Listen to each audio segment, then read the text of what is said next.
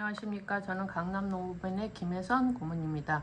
오늘도 정봉수 농사님 모시고 우리 그 노동조합법에 대해서 계속 말씀을 나누고 있는데, 오늘은 제40조 41조의 쟁의행위 제한과 금지에 대해서 한번 말씀을 나누도록 하겠습니다. 우선 이 그 41조 조항을 한번 의미를 설명해 주시죠. 예, 안녕하십니까. 공인노무사 정봉수입니다. 쟁행의 제한과 금지 이 부분에 대해서는 그 노동조합이 노동 3건 중에 파업권이 있습니다. 근데 이 파업은 파업을 하게 되면은 그 무노동 무임금이 적용될 수 있기 때문에 그 어떤 그러니까 조합원들의 어떤 집단적인 의사 결정이 필요합니다. 그래서 그 노동조합법 41조에 보면은 쟁행위는 조합원의 직접 비밀 무기명 투표에 의한 과반수로 결의하지 않으면 행할 수 없다, 이런 내용이 있습니다. 그래서 이 사실 노동 3건 중에 이 파업권이 있기 때문에 노동자의 협상력을 높일 수가 있고, 또 그렇기 때문에 사업주도 그 노동조합에 대해서 긴장을 하고 적극적으로 대응을 하게 됩니다. 이 파업권이 없게 되면은 그 실질적으로 지금 공무원이나 교원 노동조합 같이 어떤 단결권하고 단체 교섭권만 있고 파업권이 없을 때에는 그 파업의 효과를 얻기 위한 어떤 다른 행위를 하는데, 그게 사실 미비한 그러한 내용으로 이제 작용되기 때문에 결국 협상력을 유지를 하기 어렵습니다. 근데 일반 근로자들은 이 파업권이 있기 때문에 그 원하는 임금 인상이나 이런 거를 많이 쟁취를 쉽게 할 수가 있습니다.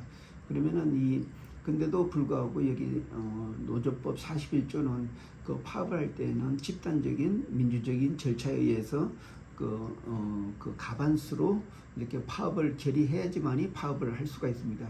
그 이유는 파업을 할 때에는 임금이 지급하지 않기 때문에 근로자 개별한테 영향이 있기 때문입니다. 그래서 반드시 거쳐야 됩니다.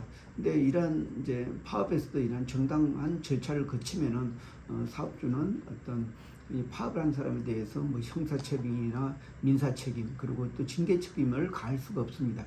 왜냐하면 노동 3권의 행사는 어떤 국민의 기본적 권리라고 이렇게 헌법에서 보장하고 있습니다. 네, 그렇군요. 그런데 여기서 그 쟁의행위 제한과 금지, 그러니까 무엇을 제한하고 무엇을 금지하는지 그거를 좀 구체적으로 설명을 해주시죠.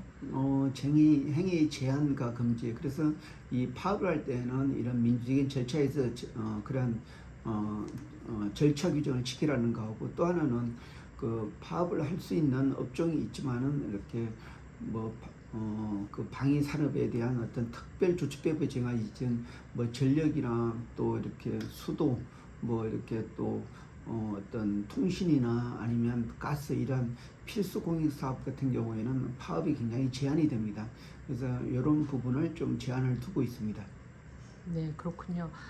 그리고 지금 그 삼성전자 노조 파업이 또 장기화되고 있는데, 요를 사례를 들으시면서 어떻게 이 법이 적용이 되는지 한번 설명을 해주시면. 네, 지금 삼성전자가 지금까지는 노사협의를 통해서 그 임금 인상을 이렇게 해왔습니다. 근데 지금 삼성전자 노동조합이 직원들이 약 한 25% 정도 가입돼 있습니다. 근데 사실 그 노동조합의 힘은 노동조합이 결정하는 게 다른 그 비노동조합에게도 영향을 미칠 때만 그 굉장히 효력이 있습니다. 근데 지금 그 삼성 노동조합이 지금 파업을 하는 거는 그 단지 자기들 인상도 있지만은 그 자기들이 그 조합원 수를 확보를 못하면은 계속 그 다음에도 그 노사협의회에 의해서 임금 인상이 되고, 또 자기들은 거기서 뭐 자기들만 이렇게 어떤 그 임금 인상이 사실상 어렵습니다. 그렇기 때문에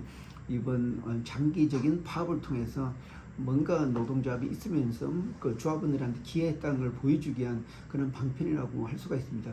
또 사업주 입장에서는 한번 노동자한테 밀리면 계속 노동조합하고 단체 교섭을 해야 되기 때문에 그 절대 안 밀리기 위해서 지금 계속 그 싸우고 있는데, 실질적으로 그 노동 3권이라는 게 그 헌법에도 보장돼 있고, 어떤 근로 조건은 이제 그 노사가 합의로 결정돼야 되는데, 사실 노사 협의회도 근로자 위원들이 그 임금에 대해서 결정하지만은 그 사용자의 입김으로 대부분이 결정이 됩니다. 그렇기 때문에 실질적인 근로자를 대변할 수 있는 노동조합이 교섭권을 이제 가지려고 하고, 또 사측에서는 가급적 그렇게 평화롭게 그 임금 인상이나 이렇게 해서 잘 마무리 지려는 뭐 이러한 그 사업주 입장의 어떤 그런 의사결정하고 또 노동조합의 의사결정이 지금 부딪히는 그런 와중에 있는 것 같습니다. 그래서 이 파업이 장기화되고 있다고 하지만은 굉장히 그 두의 세력이